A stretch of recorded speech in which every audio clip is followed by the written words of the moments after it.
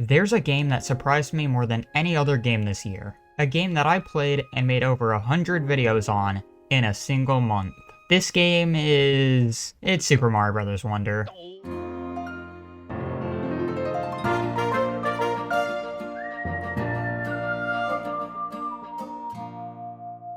But seriously, this game is special. When starting off the game, you get introduced to the main storyline, which is the same story beat we've seen over and over again. Wait, no it's not. Bowser turns into a sentient flying castle, for Christ's sake.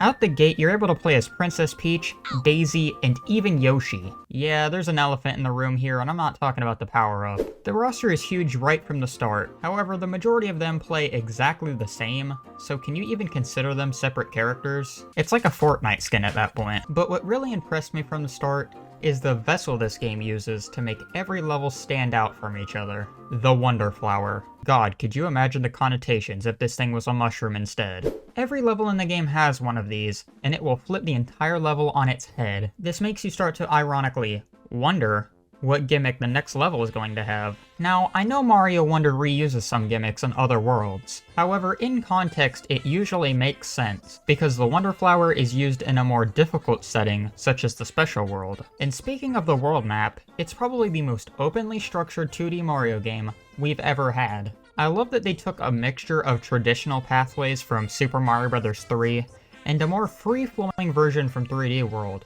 And throughout most of the game, you get to choose the order in which you play the levels. Whoops, I'm dead. This game having lives is probably the most frustratingly dumb decision I've seen since my coworker started putting fish sandwiches on a heat lamp for 2 hours. In fact, the proper fix for the issue is staring me right in the face. Just make the purple coins drain when you die. Why have to go through a tacky game over screen when the purple coin loss is minimal at best, and I get them right back afterwards when playing a bonus level after I specifically get a game over? If anything, I'm incentivized to die. This game has a pretty random way of handling difficulty as well. You could be playing a level that's as easy as a Kirby game blindfolded, and then in the next second, something that plays like a Mario Maker Kaizo level. Something that was completely ignored by a certain gaming news outlet. Wonder is a bit light on the challenge side of things, so there's not as much here for Season Series veterans as its predecessor has. So there's not as much here for Season Series veterans as its predecessor has.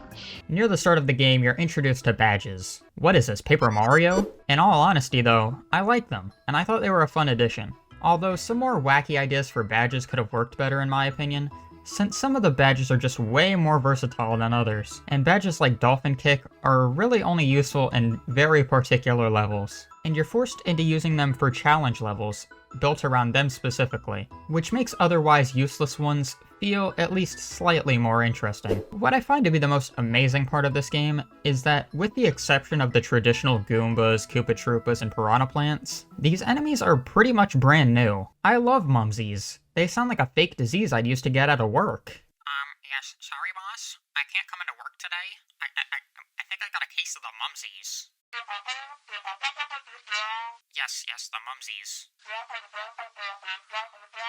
Okay, thank you. You know what's not sick though? Bowser Jr. You fight this guy 6 too many times in this game, and it bugs me to the core of my robot reactor. Why in God's name did they decide to make a game so fresh and exciting when it comes to Mario enemies, only to drop the ball when it comes to boss fights? I understand that Junior has phases and doesn't go down in only a couple hits. Yeah, that's right. He can get hit one more time now. Shocking. But every fight is something straight out of a new Super Mario Bros. Game. And the airship levels are even worse, because in a traditional Mario game, you'd have a boss at the end. But in this game, you run to the right and touch a switch every single time. The real airship boss was the friends we made along the way, it seems. And speaking of friends, here's Yoshi. Watch out, I'm about to beat a dead horse. I mean, it's alright. Do I still think my first impressions of Yoshi and Nabbit were correct? Yes, absolutely. But does it ruin my time?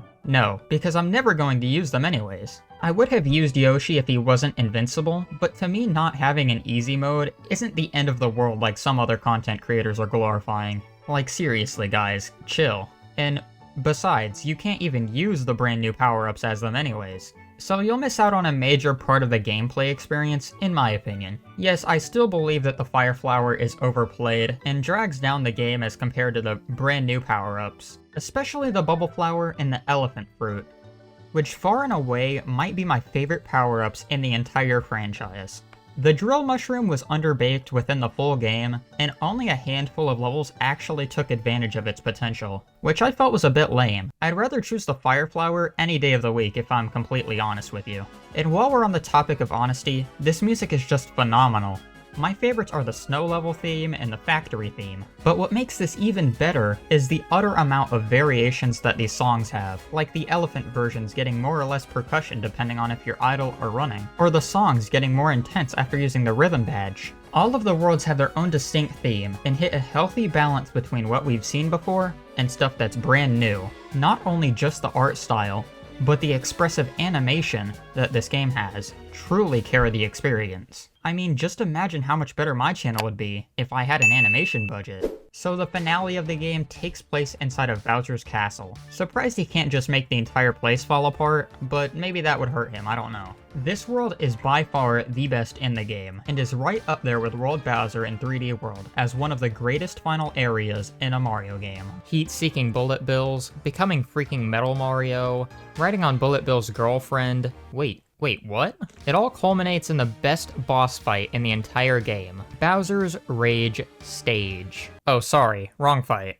So this is a rhythm-based fight, which automatically sets it apart from the rest of the final bosses in Mario games. Although this is a letdown in my opinion. I think it's a cool gimmick, and it makes sense given a lot of the levels in this game are rhythm-based, but it's a breeze. It just feels like the most anticlimactic ending to one of the most special platformers we've had in a long time. Oh wait, I'm wrong. Special World, one of the most, if not the most, brutal parts about this game. Some of these levels took me dozens of tries to get through, and trust me, I've got much more experience playing platformers than most people do. The Way of the Goomba is especially painful since you're playing as something that can barely even jump. And if you've been paying attention and getting every collectible in the game, you can unlock the final test, which is the perfect way to cap off the experience by challenging you in a gauntlet of every single Wonder Flower gimmick. You thought. No, this game really ends on the final level. I Hate Humanity. This level took me over 70 lives to get through, because you have to be the most patient and honed person with every single badge in the game.